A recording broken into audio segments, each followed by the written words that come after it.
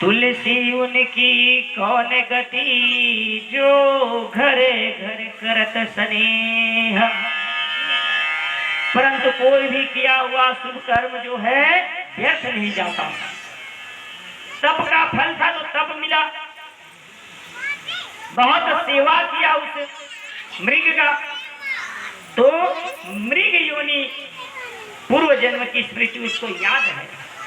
मृग बन तो गया है भरत जी, लेकिन उसको पूर्व जन्म याद है।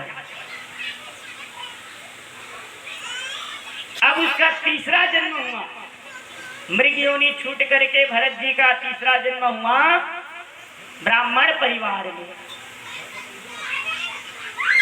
तीसरा जन्म जो है अंगिरा गोत्र में ब्राह्मण परिवार में उसका फिर जन्म होता है, उसी हिरण का, उसी मृग का, वही भरत जी के। अब उस परिवार में 9 भाई हैं, पुत्र बन करके आया है अंगिरा ऋषि के। उनका जब पुत्र बन के आए तो 9 भाई बन के आए, तो सब पढ़ लिख कर करके बड़े बड़े वेद पाठी ब्राह्मण बने और सबको पढ़ाना शुरू किए। लेकिन उनका जो सबसे छोटा पुत्र था, जो भरत जी थे, उनका भी नाम इस बार भरत ही है। जब जन्म तीसरा हुआ तो भी क्या नाम पड़ा? भरत पड़ा। अब भरत पड़ा तो उसको इतना उसका पिताजी समझाए, पढ़ाए लिखाए, लेकिन उसके दिमाग में कुछ ना घुसे। इसीलिए उसके पिताजी जो हैं, अंगिरा मुनि जो हैं, कहने लगे ये तो जड़ भरत है। जड़ का मतलब होता है मूर्ख, ये महामूर्ख है, इसको कितना भी ज्ञान दे दो ये समझने वाला नहीं है।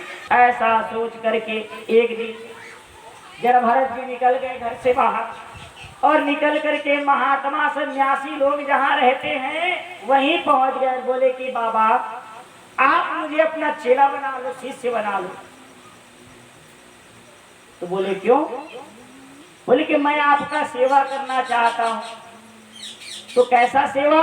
मैं आपके साथ रह करके जप करूंगा, मुझे कुछ काम करने की इच्छा नहीं होती, मुझे सिर्फ एक ही इच्छा होती है, जाप करना और बैठे बैठे दबा दबा के खाना।